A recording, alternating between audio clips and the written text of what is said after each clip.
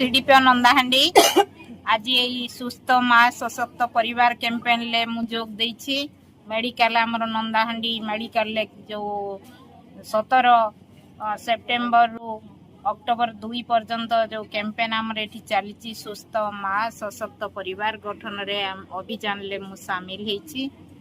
समस्त अंगनवाड़ी कर्मी आशा कर्मी आज ये जो हेपाटाइटिस बी टीका ये ग्रहण करचंती।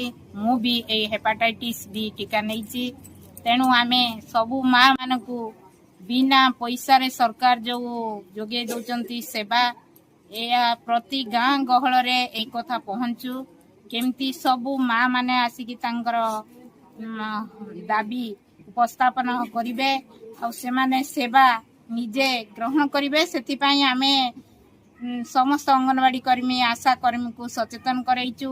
प्रति गाँव रे थिबा माँ मान जो माने कि भी मेडिकल आसी पारु नांती गोटे पैसा सेमानक पाखरे नाही से माने आसी एई सरकारंकर एई सुविधा उपयोग करंतु। एतिपाई मु हमर सरकार को धन्यवाद दउछि।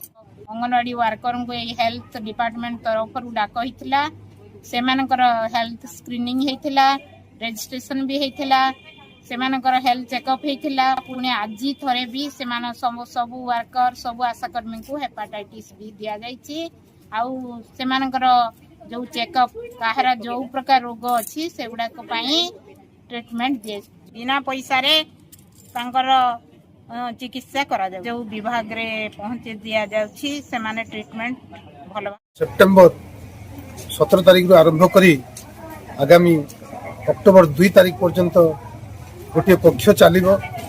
एथिरे हमर स्वास्थ्य उपकेंद्र आम सब सेंटर रु आरंभ करी सीएससी एसडीएच एवं डीएचएच समस्त स्तर रे हमर समस्त को स्वास्थ्य परीक्षा करिवार भूमिका एटा रही। ता छड़ा एथिरे हमर विशेष करी प्राधान्य नारी एवं किशोरी बालिका मान को दिया जिवो आ एथिरे गर्भवती नारी मान मध्य तांकर स्वास्थ्य परीक्षा ही पारिबे एवं गोटे सुस्थ टीबी मुक्त पंचायत गठन करिया पई आम समस्त को स्क्रीनिंग मध्य करा जाउछि। जो माने अछंती तो वयस्क व्यक्ति जो माने धूम्रपान करथिबे ता छड़ा शरीर दुर्बल बीएमआई लेस देन 18 थिबो सेमान को मध्य करा जिवो। जो माने टीबी रोगी सहित 3 वर्ष संस्पर्श रे आछंती एवं 5 वर्ष जे हेई गलानी टीबी रोगी सुस्थ अछि तार मध्य एमिति जते सब हमर भल्नरेबल ग्रुप मान को मध्य हमर स्क्रीनिंग करा दिबो। हमर मोबाइल हमर एटा अछि हमर टीबी स्क्रीनिंग करिया पई हमर एक्सरे मशीन मध्य अछि आ गर्भवती मां मानकर एई आज जो स्वास्थ्य शिविर हमर नंदाहांडी रे अनुष्ठित हेछि। एथिरे हमर गायनिक स्पेशलिस्ट अछंती एवं तांकर समस्त प्रकार माने रक्त आ परीक्षा सब करा जाउछि आ एथिरे विशेष करी स्क्रीनिंग एनसीडी स्क्रीनिंग करा होछि। एनसीडी रे आपन रहुछि माने